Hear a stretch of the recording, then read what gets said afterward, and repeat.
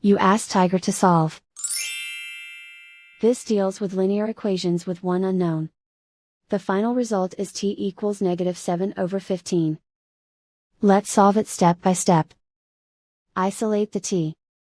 Multiply both sides by 7. Group like terms. Multiply the coefficients.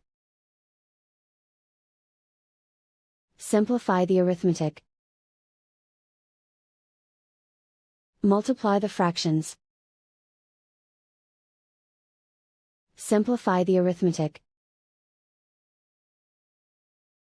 Convert the t into a positive number. Multiply both sides by -1.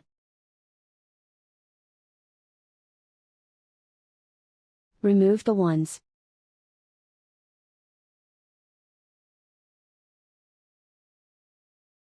And so the final result is t equals -7/15.